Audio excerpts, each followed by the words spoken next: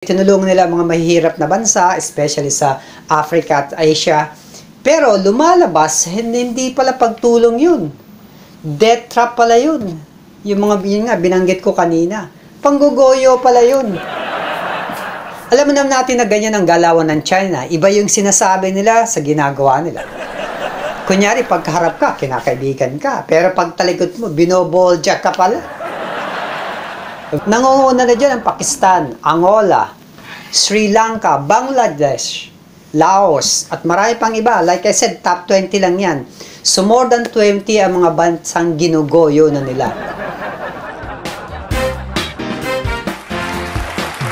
Welcome back dito sa show mga nerds. So let's continue dun sa topic natin last episode regarding sa geopolitical tension dyan sa West Philippine Sea.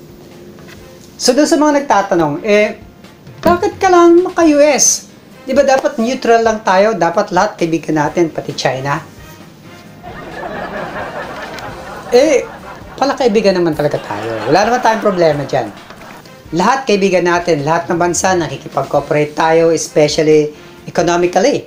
In fact, yan ang ginawa natin sa China sa panahon ni Duterte. Kaso, economically, wala naman tayong napala sa China. Lalo lang nilang nakontrol ang West Philippine Sea dahil dyan. Dahil sa patuloy nilang pabubuli dyan. Kung natatandaan nyo. Diba?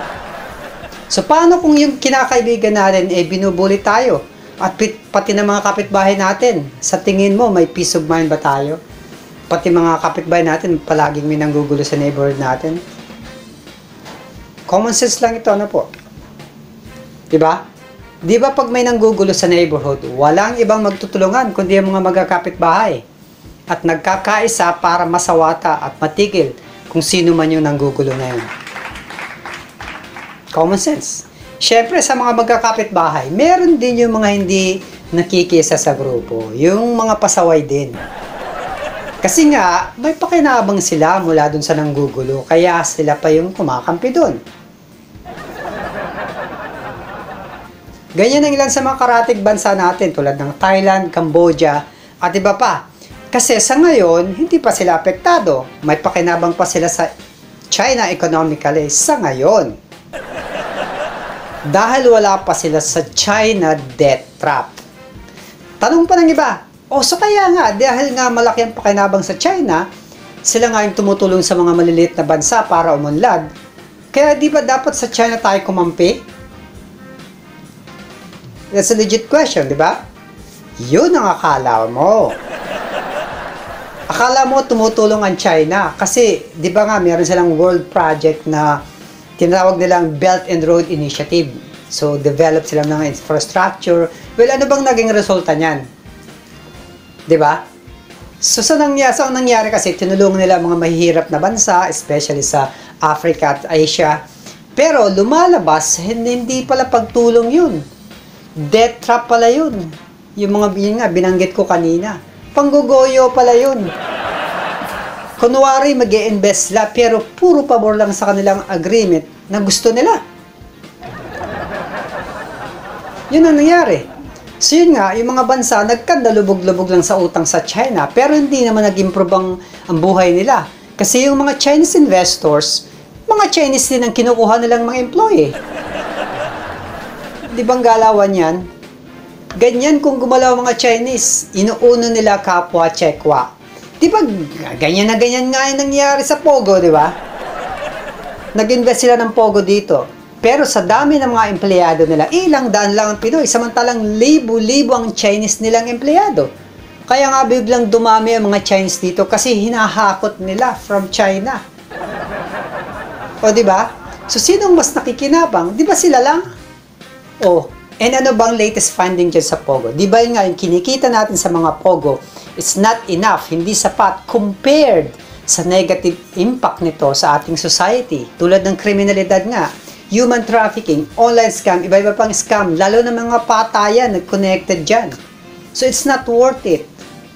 Kakarampot lang yun, di ba?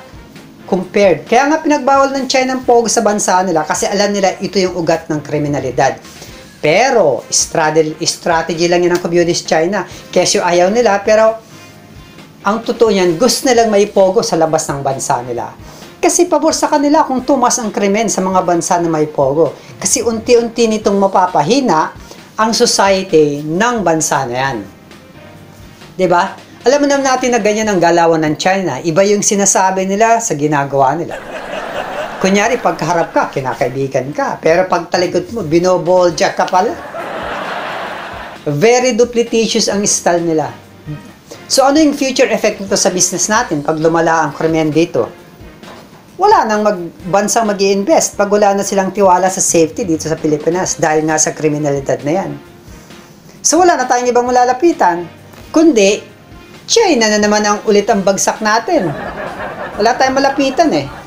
So, common sense lang to, ano po? So, isa na tayo sa mababaon sa utang sa China pag pinayagan natin yung ganyang galawan.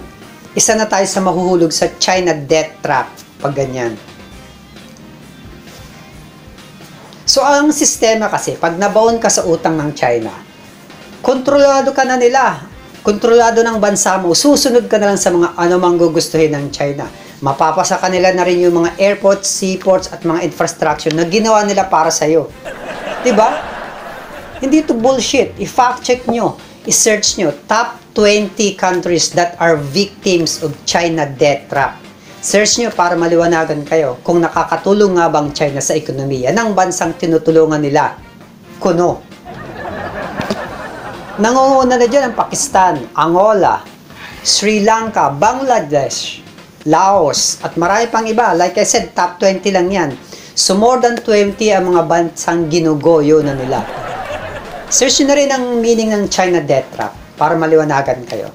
So talagang lumalabas, nagigisahin ka lang nila sa sarili mong mantika. But in the end, sila pa rin ang panalo. Common sense lang ito, mga nerds. So yun nga, ang galawan ng Communist China ay patraidor. Yung tipong pagkaharap ka, ang bait-bait sa'yo, pero tinatraidor ka pag talikod mo. Ibang sinasabi sa kanilang ginagawa. At mahilig pang mambaligtad. Na kesyo ikaw pa yung may kasalanan at sila pa yung biktima. Ganun ang estilo nila. So, ganyan ang mangyayari sa Pinas pag kinaibigan mo ang China. In fact, ganyan na nga nangyari, di ba? Ang inisip kasi ng karamihan, yung nakikita nila sa ngayon. Kaya mabagal ang pagkasenso ng Pinas kasi hindi natin iniisip yung magiging future consequences. Bakit ba maunlad ang mga Western countries at iba pang mga bansang maunlad? Kasi they plan for the future. Wala pa yung problema. Iniisip na nila yung solusyon. O, di ba?